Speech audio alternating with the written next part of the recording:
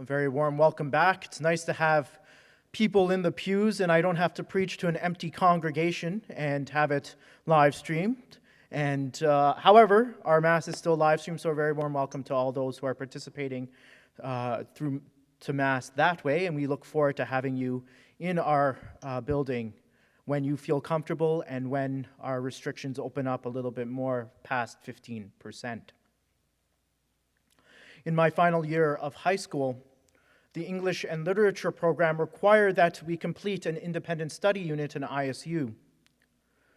For this ISU, I decided to do a compare and contrast in the literature of utopias and dystopias. In consulting with my teacher which works of literature to use, he recommended that I use St. Thomas More's work Utopia as one of my books.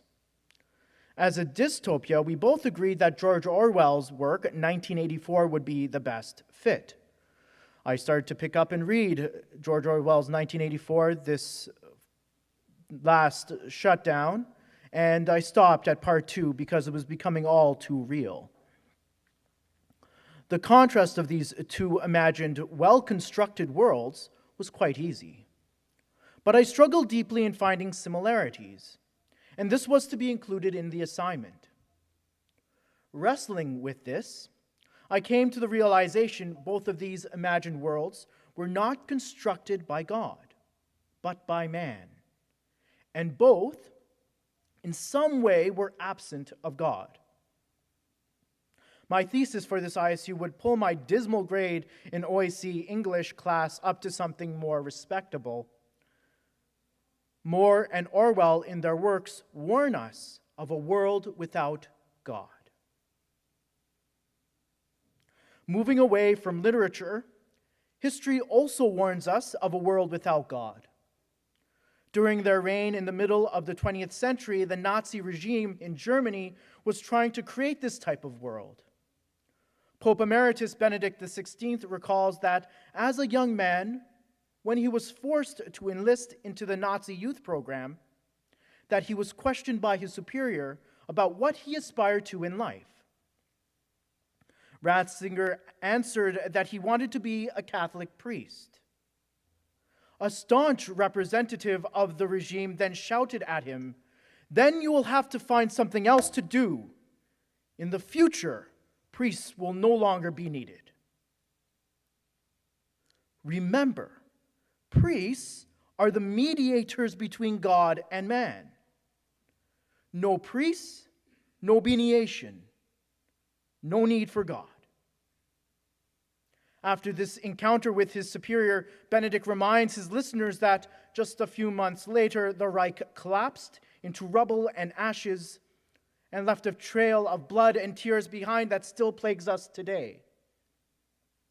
In the resulting void, we felt again in a way that was very real and knew that we still needed priests and would continually need them. After 2 world wars and the growing threat of nuclear proliferation, St. John XXIII, in his encyclical Mater et Magistra, also reminds us of what happens to man and the world without God, and reminds us why we need God.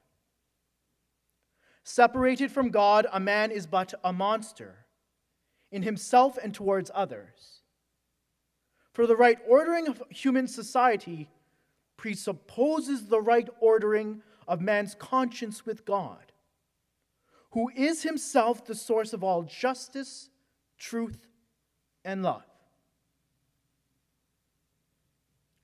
Despite the many warnings that we have received from literature, to human history, from the prophetic teachings of the church, the message has not been received.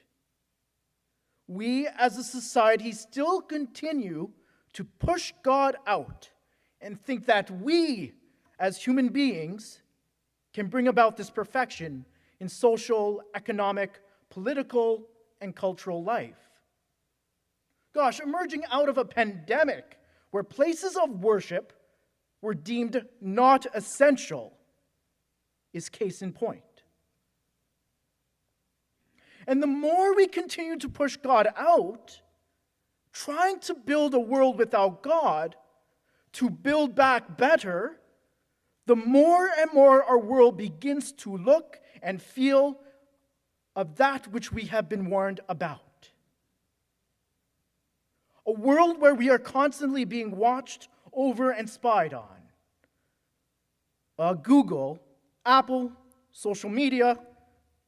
If you are on YouTube watching this live stream, if you are on the internet, you are being spied on. Sorry. Hopefully for our viewers on YouTube, your algorithms now work towards more Catholic content. A world that is emerging from a pandemic that has been weakened politically, economically, and socially. A world where Christians and priests are dying in various areas and countries just for proclaiming Christ, for being Christian. A world where we fail to protect the most vulnerable in our society, the unborn through abortion, and the aged and suffering through euthanasia. And here in Canada, the slippery slope continues to slide, as now those who are suffering with mental health issues can be included into that final area of not being protected. The prophet Ezekiel, writing in exile in Babylon, physically separated from God, from his own land, from the place of worship at the temple, where God meets man, recognizes that for restoration, for renewal, for transformation, is to put the stress back on God, his action, his work, and not on man's. To build a world with God, to build up his kingdom brick by brick. We do not go at it alone.